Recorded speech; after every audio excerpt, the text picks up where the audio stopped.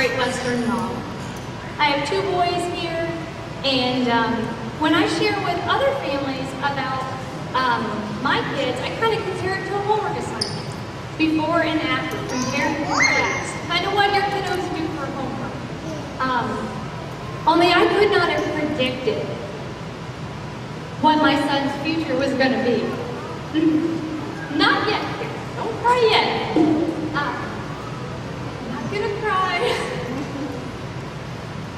Like I said, I have 2 boys here. They're in 5th and 6th grade. This is our 2nd year at Great Western.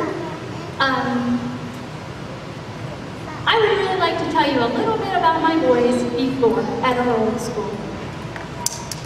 And let you know that if we wrote a book about our story, it could literally be entitled, "What a Difference a Choice Made."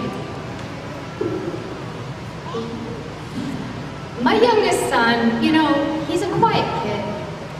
And you guys know what I'm talking about, who doesn't just blend into the crowded classroom, he disappears in the crowded classroom.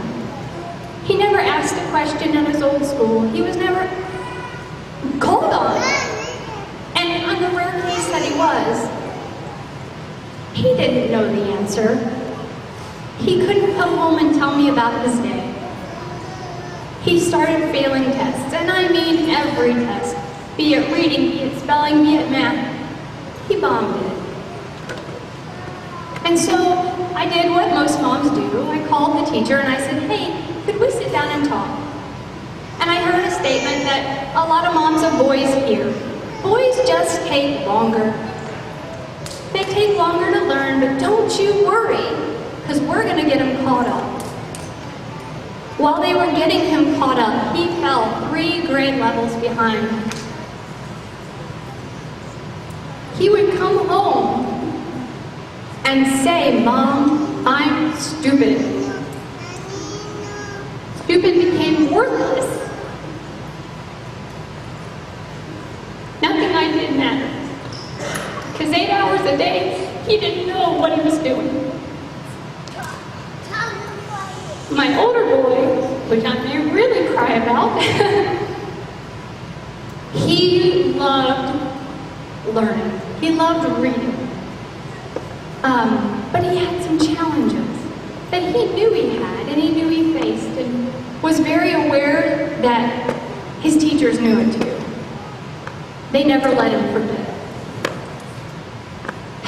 He was encountered with statements like, "You will never get a right answer unless I help you." And those kids over there, they're not your friends. They're just good with you.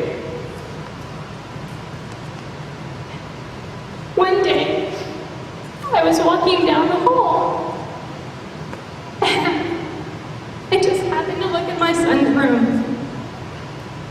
And my next memory is me sitting in the floor because my son was covered in blood. He was 8 and he wanted to die.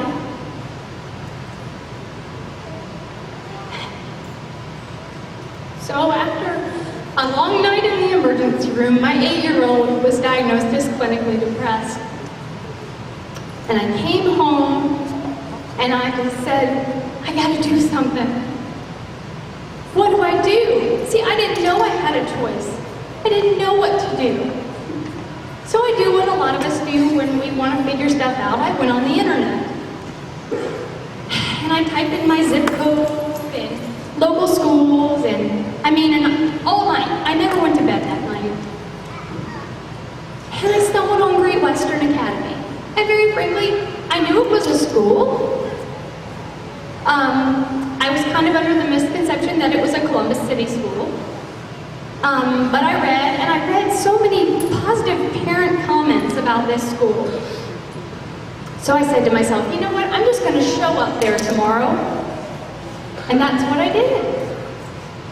I showed up and told them I'd like to walk around, see your school, maybe talk to somebody. "Sure, no problem, we'll call somebody and we'll gladly do that for you." And in just the few minutes I waited for somebody, I saw teachers encouraging students, students encouraging other students. And I I knew by the end of my time here that this was a safe place and that my boys could begin to heal here. So I signed them up. And I'll tell you about my boys today. My older son, who wanted to die, loves school. He's in his uniform 45 minutes early every morning.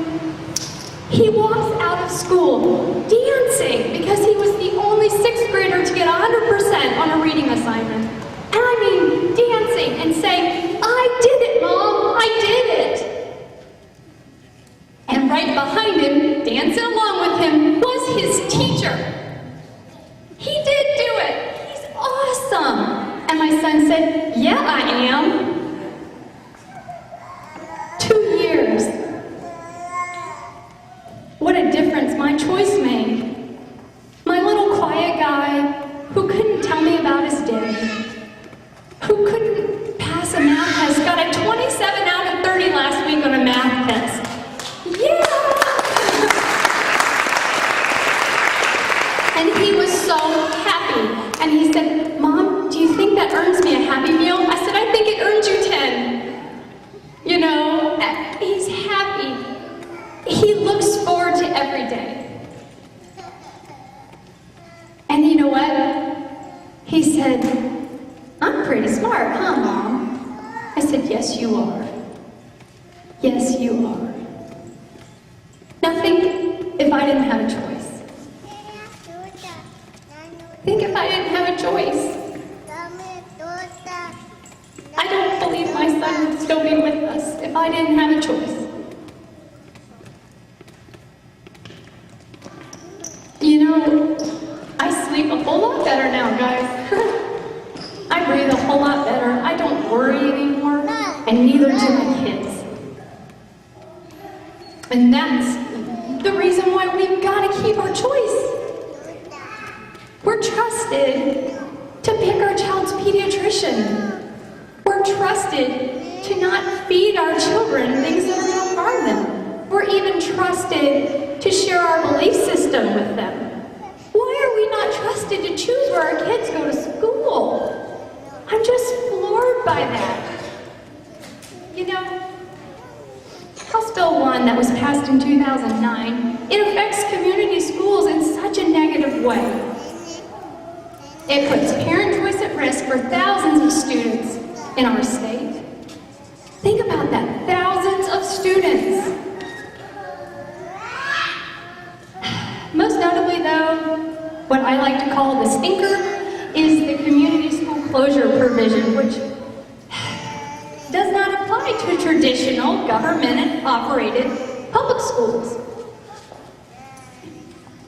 It discriminates against urban students who often enter our community schools well below grade level to begin with. For schools that offer any grade, 4 through 8, I'm going to talk a little shop. For any school that offers any grade 4 to 8, but no higher than 9th grade, the law requires closure if the school has been an academic emergency for 2 of the 3 most recent school years and showed less than 1 standard year of academic growth in reading or in math for at least the last 2 of the 3 most recent years. This standalone policy ignores the level of student turnover year to year, the reality that abrupt closure may result in children returning to even worse performing schools, and that students enter our schools well below grade level to begin with. We all want what's best for our kids. I don't know about you, but I definitely embrace accountability in my school. But criteria should be applied consistently across all public schools and provide for corrective actions to be taken before any school is closed. And on a personal note, if our schools close, my kids will be affected forever, and so will I.